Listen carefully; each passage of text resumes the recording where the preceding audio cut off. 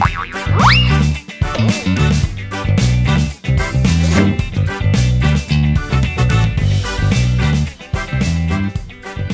we got a new shipment in today. We got another shipment actually coming in tomorrow. But we've been building up some of our war game selection recently. We got. I haven't played this one particularly, but it's been recommended by some other stores around the country. I've been talking about building up our war game selection for the more hardcore war game fan. But this is Civil War. I haven't played it. As you can tell, it's pretty complicated looking.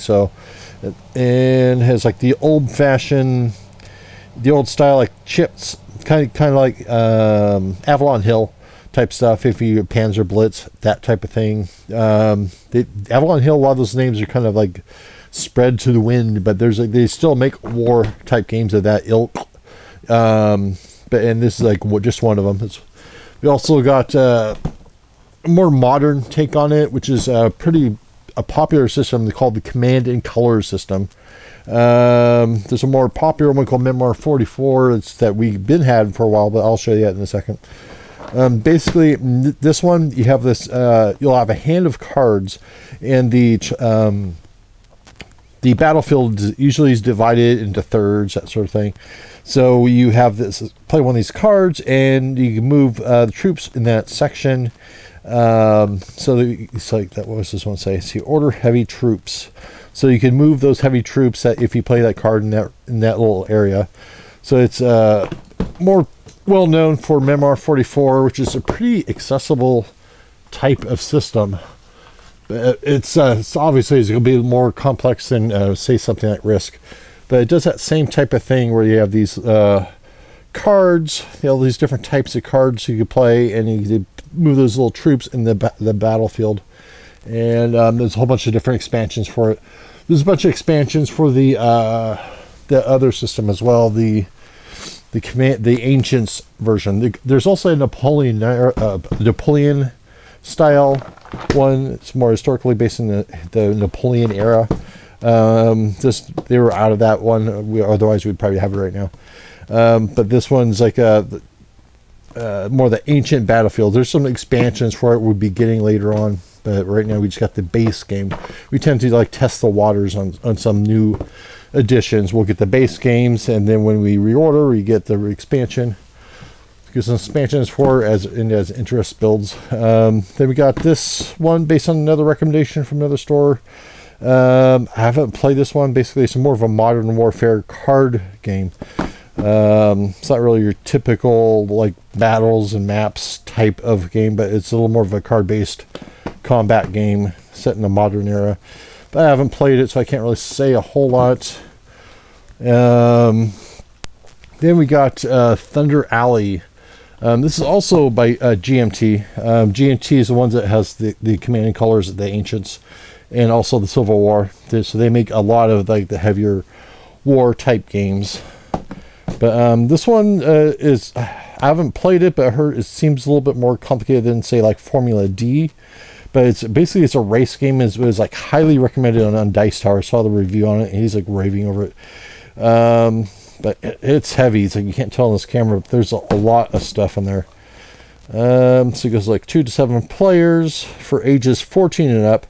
That's a bit of a tip. Like if you're trying to figure out what the complexity is, like sometimes the age range will give you an idea how complex the game is. Not always, because sometimes there's content. Say like a zombie-based game. Sometimes the age recommendations is up because of that, but that kind of gives you a guideline of complexity, or at least a ballpark. We got Castles, Mad King Ludwig back in. This has been a real popular castle building one, and we also got these secret expansions. The Secret of Mad King Ludwig. I haven't really seen a lot on this, but since it's been such a popular game, we brought in the expansion. And let's see, dozens of hidden swans are scattered around. Let's see. Anyway, yeah, that's been a real popular one. There's a lot of people that liked Suburbia, or did not like Suburbia. They tend to like This one a little bit better, because the Suburbia has a little bit more chain reaction things that some people really like, some people don't. So, but a lot of people tend to like this one a little bit better. But you know, everybody's different. So, we also got Tick to Ride, the base game, back in. We also got Lanterns back in. Actually, we also got a demo game version of it. It's going to be on a card for our Monday game night, and also on International Tabletop Day it'll be available to play. Lanterns is a real simple strategy type game, probably on the same lines as Splendor and that sort of thing. In this game, basically, on your turn, you're playing one of these cards, one of these tiles, and they'll give you cards depending on which directions you're sitting on. It's a 2 to 4 player game. So if you're sitting on this side of the table and it's facing towards you, you would actually get a blue one. But also, since it's connected to another tile of the same color, you'd actually get that one tile or card as well. But what happens is the person sitting over here will get that blue tile, and both players on either side will get one of these gray tiles. And what you're trying to do, you're trying to get the certain amount of points by buying those things and changing them in. And it's a lot more complicated than that, but it's real easy to get into. It's like one of those games you're trying to do your own thing, but you're trying not to give what the other people need. So, and you're trying to be the first one to grab the different points and that sort of thing. So, and we got Carcassonne back in. We're trying to stock up a little bit heavier because it's been running a little bit low. We also got one of the expansions, the Inns and Cathedral expansions. A lot of the expansions people have been looking for, and they've been hard to find. And what the reason is they're coming out with reprints. These redid the artwork on Carcassonne. So on the expansions, they're coming up with artwork that matches what the current game has, but you can play with the old one or new. But if you search online, they're probably going to be really expensive because everybody's searching all over. We had like someone call the store that apparently that buys and sells on eBay and such, so he's going to buy it and sell it for a higher price. But unfortunately, we don't have too many of them. We got that expansion, the first expansion. We also got, was that the Hunters and Traders and Builders expansion, and we also and the Tower expansion. There's also a few standalones as well. So that's all we got on that. Let's see, what else do we get in?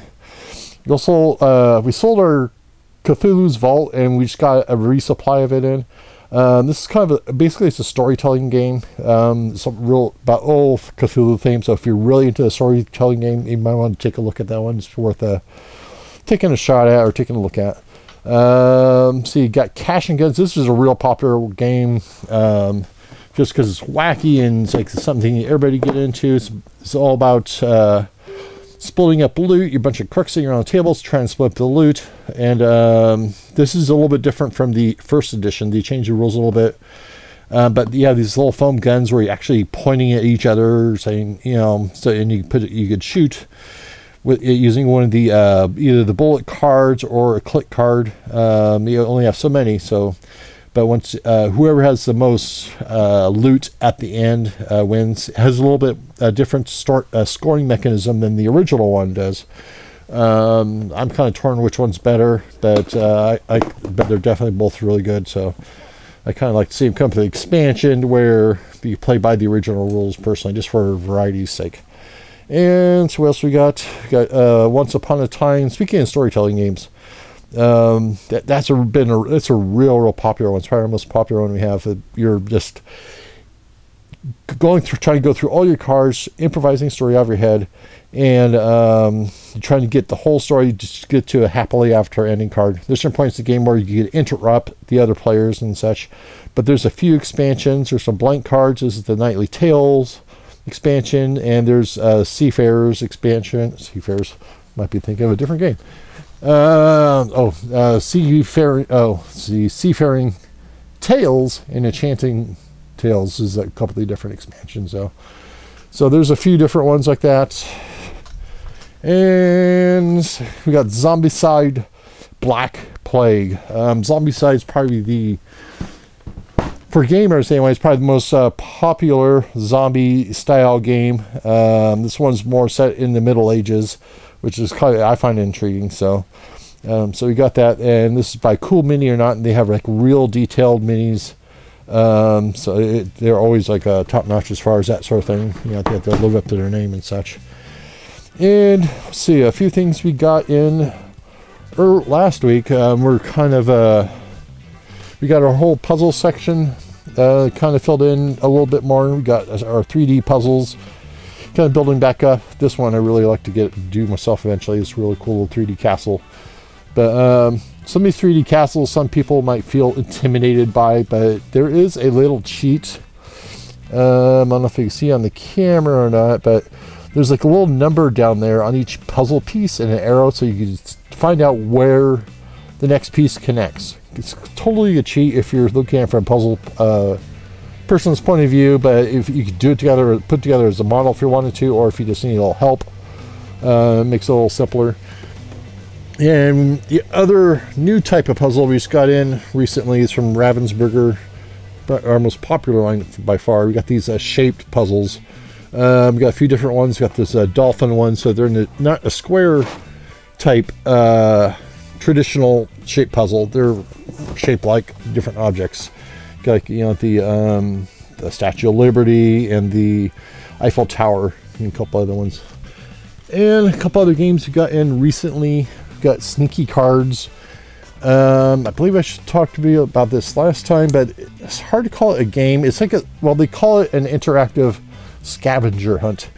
So basically you have these cards you give out and people will complete their tasks, and it's not really a winner or loser situation. It's just a scavenger hunt. Try to complete all your ones. You probably turn it into that, but we're probably going to be giving these out on Tabletop Day because it's a really unique idea. I really like the idea of